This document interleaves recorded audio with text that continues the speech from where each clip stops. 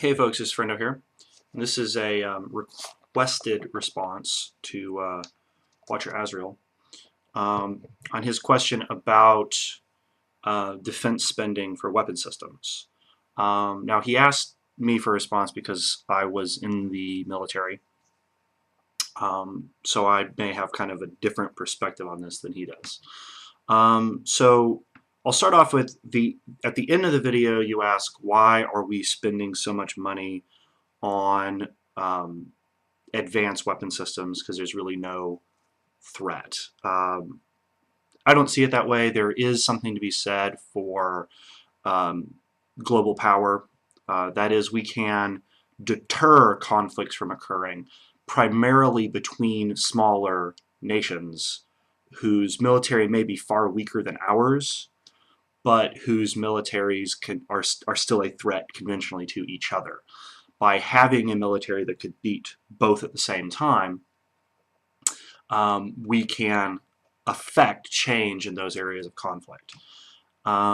Libertarians would argue against that, saying, that's just not our place to impose on them, let them fight it out.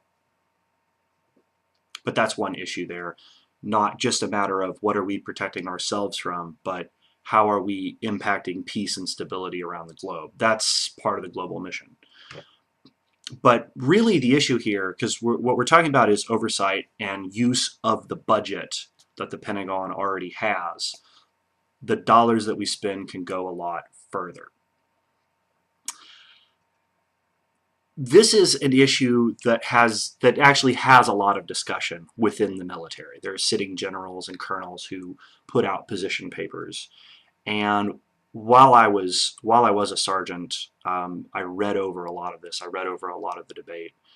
I actually did a couple papers on this for my master's. And the position that I came to is we really need a system that has some tough love in regards to R&D. That is, if you're contracted to deliver a certain number of units by a certain time at a certain price, if you can't reach your goals above a certain extent, above a certain percentage, the project has to be canceled. No matter how awesome this expensive weapon system is,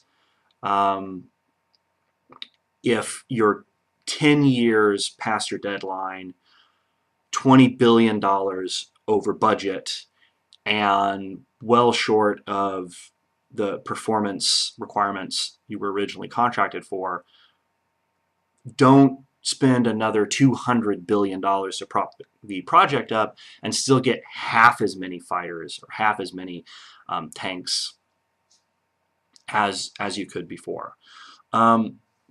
I think one of the big problems is the way R&D is structured, because everything is strategic, kind of comes from the idea of having uniformity across the service. But I think having requirements pushed down to tactical commanders and allowing them to requisition for designs or approve designs, say at the COCOM level instead of at the theater level, would be more productive. If you have a COCOM or even a smaller unit of command that has specific mission requirements, getting them the equipment that they need, it's inefficient to require said equipment, say, across an entire theater of operations. But I largely agree, and already agreed with the position taken in the article that you're citing.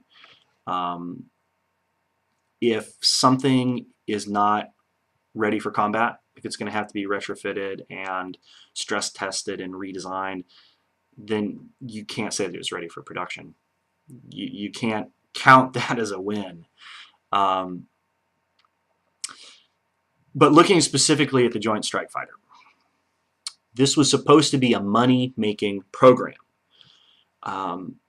First off, it was going to be, rather than using all of the different airframes that we have, particularly the aging F-15 and F-16 airframes, but a lot of the other airframes in NATO, we would have one airframe across all services that would fit all missions, and we would sell it to all other NATO countries.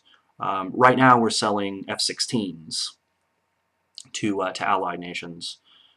So the fact that the F-35 is so far over budget is even more crippling blow to budget projections than was indicated when the officer said, I could go on for several minutes about the JSF.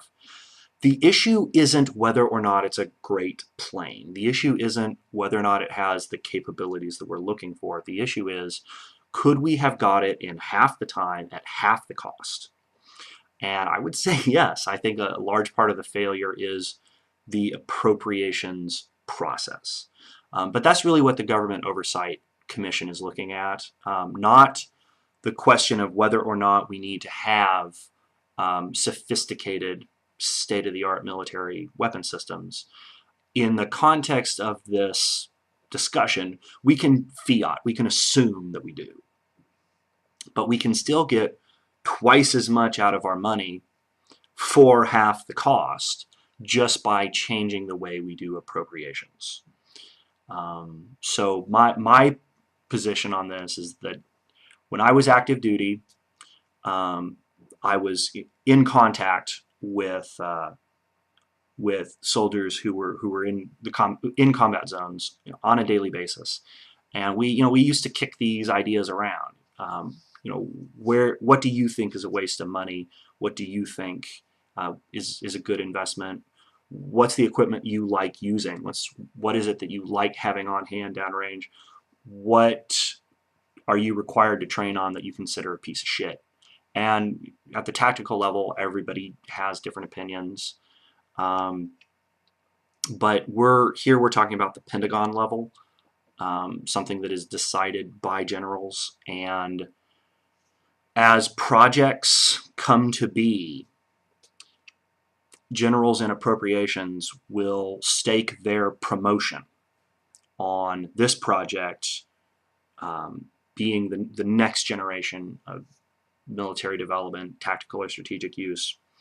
And it gets very political at the Pentagon.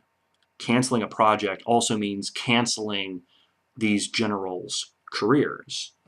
And that's another part of the issue where the taxpayer gets stuck with such incredible